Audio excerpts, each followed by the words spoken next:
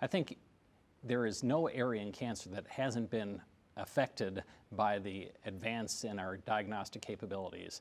Before, we simply had a histologic diagnosis or a cytologic diagnosis, and now we have the ability to do a whole host of more things. We still do karyotypes, we still do cytogenetics, but our ability to look at the molecular mutations in CLL, for example, you can look at immunoglobulin, heavy chain variability in the DNA sequencing to predict risk, and you can look at a number of molecular markers as well to predict risk. So the cost of the diagnostics themselves are really not an issue.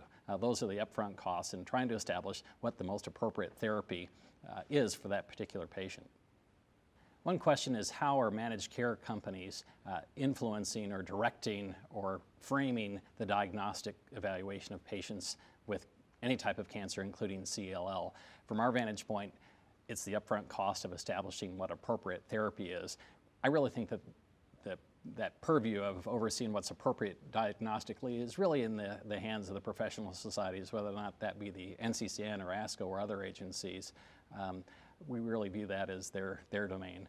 I think we're interested in the costs of these therapies if they're unproven, for example, in next-gen sequencing. But outside of that, we're really going to leave that to the providers to decide what the optimal diagnostic strategies are.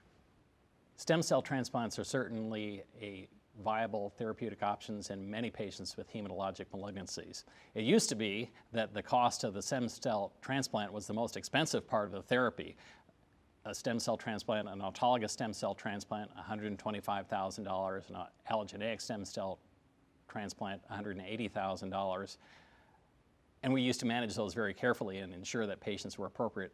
We still do. But what's changed in the last decade has been the cost of the chemotherapy or the targeted therapies that are used. So while I used to be very concerned about the cost of a stem cell transplant, right now I think it's a bargain in many circumstances, depending on what patients get post-transplant.